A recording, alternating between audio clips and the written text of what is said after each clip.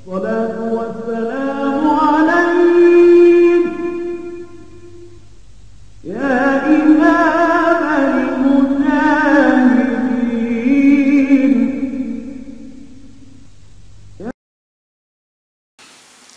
Jadi seharusnya kita itu belajar mengangkat pemimpin.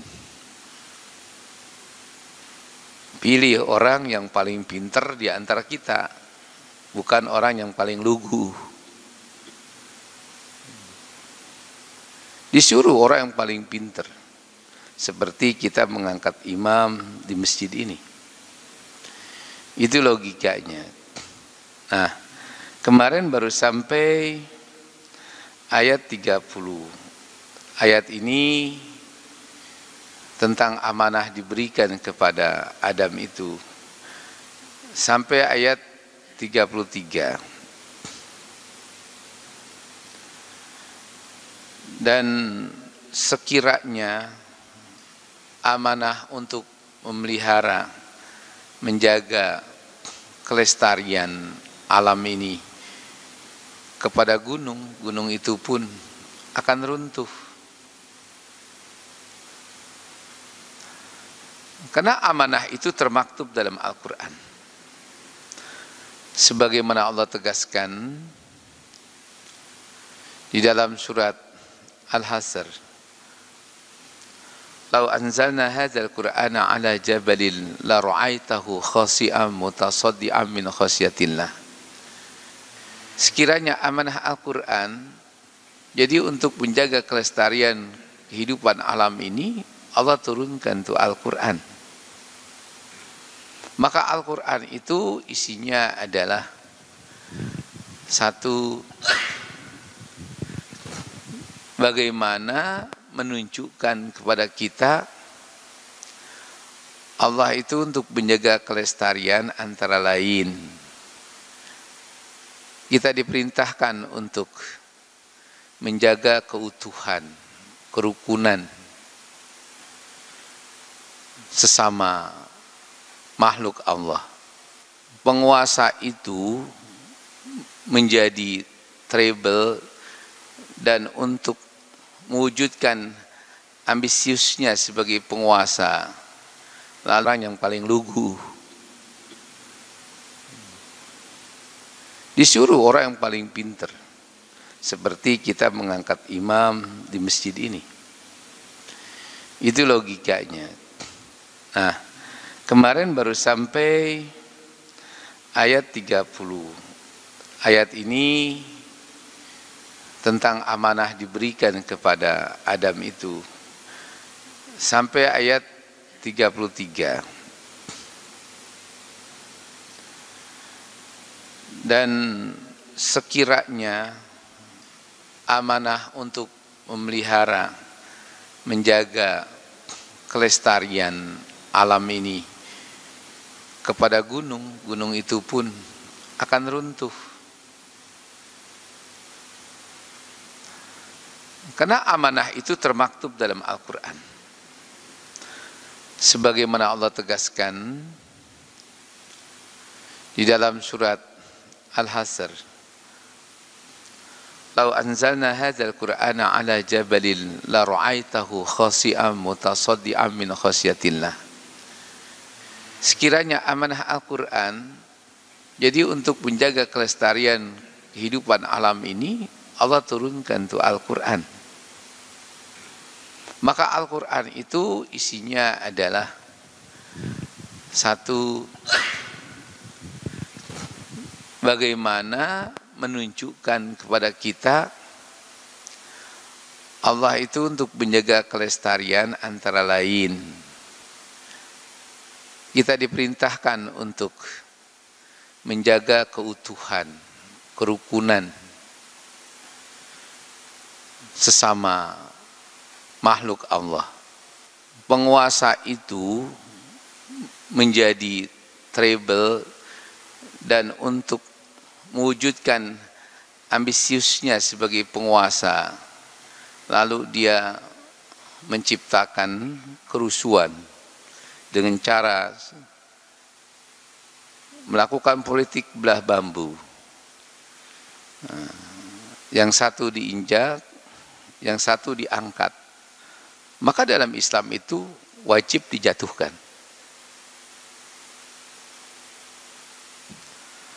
Bertahan dan tidaknya alam semesta ini, terutama sesama makhluk yang hidup seperti layaknya manusia, itu kalau bisa menyatu. Ada hadis An Nu'man bin Bashir radhiyallahu anhu qala Nabi sallallahu alaihi wasallam, wal jama'atu rahmatun wal furqatu la'natun ay azabun. Dari Nu'man bin Bashir, ia berkata, Rasulullah bersabda, persatuan atau jamaah itu adalah menandakan adanya rahmat dalam kehidupan. Jadi kalau dalam kehidupan suatu masyarakat saling gontok-gontokan, saling menjelekkan, saling menjatuhkan, tidak ada kekompakan, berarti kehidupan itu terancam punah. Oleh karena itu, apakah persatuan itu terwujud atau tidak? Yang kata Nabi, persatuan itu rahmat, itu sangat bergantung imam. Makanya dalam memilih imam itu, di samping mereka itu tadi memiliki ilmu, yang kedua adalah memiliki ketaatan kepada Allah. Bangsa yang besar, bangsa yang menghormati orang yang alim, orang yang pandai, orang yang pintar. Bangsa yang kerdil, yang tidak akan maju, bangsa yang mengecilkan, menghujat, menyanyiakan orang-orang pandai, orang-orang alim. Karena kalau kita sia-siakan orang alim, orang yang cerdas, Pak, akan muncul penjilat-penjilat.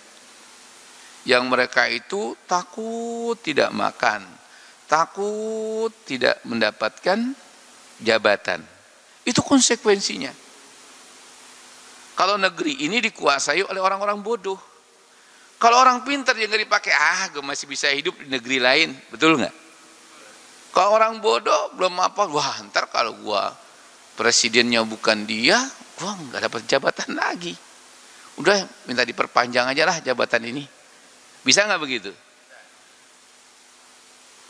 Ya pendek. Makanya Allah wa'allama Adam al-asma'a kullaha. Jangan sampai Nabi Adam itu dipermalukan oleh setan, ya, dikecilkan oleh malaikat dan makhluk-makhluk Allah yang lainnya. Allah jadikan dulu Adam sebagai orang yang melebihi kemampuannya atau intelektualitasnya dari malaikat dan dari setan. Yarfa'illahu alladhina amanu minkum walladhina utul ilma darajat.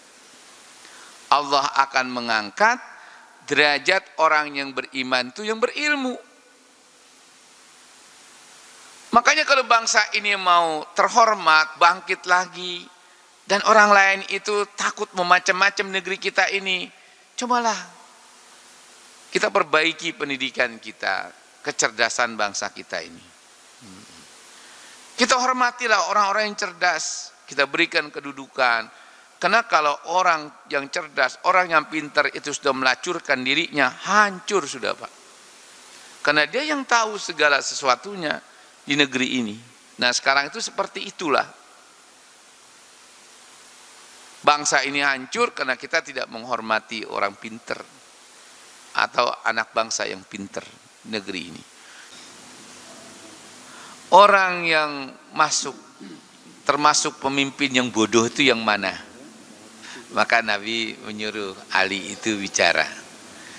membacakan syair Ali itu.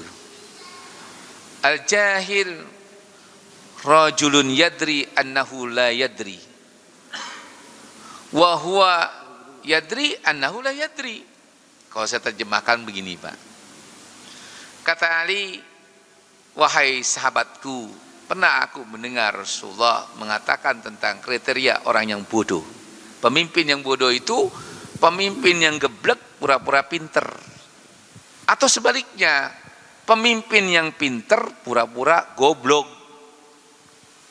Ditanya lagi, pemimpin yang mana itu ya Rasulullah? Yang sering banyak kekeliruannya. Sehingga omongannya itu seperti orang menjilat liur yang sudah dibuang. Ya, kalau sekarang bicara teknologi ternyata dia salah. Oh, itu bukan orang kita yang punya. Pernah nggak begitu, Pak? Ini nggak boleh. Seorang pemimpin itu seharusnya, saya bukan orang Syiah, Pak. Tapi dalam satu sudut pandang, memandang seorang pemimpin itu, dia harus dijaga dari kesalahan, bukan maksum. Cuma orang Syiah mengatakan maksum. Makanya diamnya pemimpin itu adalah emas. Pemimpin jangan cerumitan. Pemimpin harus banyak diam. Karena tugas pemimpin itu membuat decision, keputusan. Sekali pemimpin itu membuat keputusan, jangan salah. Karena banyak korban. Pemimpin tidak boleh pada pencitraan. Kalau bisa pemimpin mengambil keputusan itu, Pak, tanpa sepengetahuan orang. Yang penting undang-undang itu jalan. Babul ilmi aliyun. Pintunya ilmu itu Ali. Sedangkan ilmu itu ada pada Nabi. Kalau Anda ingin menjadi orang yang cerdas, cobalah Anda dekat dengan Ali. Yang kedua, babul ilminya itu paman Nabi Abbas. Bapak belajar Quran dari mana, Pak? Pas'al ila Ibnu Abbas Abdullah. Kenapa? Yang banyak bertanya kepada bapaknya itu anaknya Abdullah. Maka ketika ya Rasulullah, kau nanti sudah tidak ada, engkau siapa? Dari mana kami belajar ini tentang Quran ini? Nabi mengatakan fas'al ila Ibnu Abbas. Karena dia tahu pamannya ngomongnya udah gak jelas. Sedangkan Abbas itu selalu Abdullah itu selalu mendampingi ayahnya. Makanya ketika ayahnya hijrah ke Taif, dia ikut. Layaknya Abdullah itu hijrah ke Madinah bersama pamannya Hamzah. Tapi memang kata Rasulullah, nggak bisa, kamu harus ikut ayahmu. Makanya kalau bapak belajar tafsir pasti an Ibnu Abbas, an Ibnu Abbas, an Ibnu Abbas. Ya memang pintu tafsir itu Ibnu Abbas. Pintu tentang kenegaraan, siasat perang, taktik, tentang kepemimpinan, ya politik, Ali. Makanya ada buku namanya Nahzul Balaghah. Bapak baca itu. Bapak baca Nahzul Balaghah itu kisah tentang bagaimana Ali itu. Nah itu diklaim sebagai orang Syiah itu sebagai bacaan mereka. Tidak, jangan. Nahzul Balaghah itu diajarkan dalam naked. Semua orang belajar Islam itu pasti mempelajari tentang pemikiran Ali. Penglihatan dan juga hatimu, Allah akan tanya. Makanya hormati orang ilmu. Mana perintahnya? Pas'alu ahli dzikri in kuntum la ta'lamun. Bertanyalah hai ahli ilmu kalau belum tahu.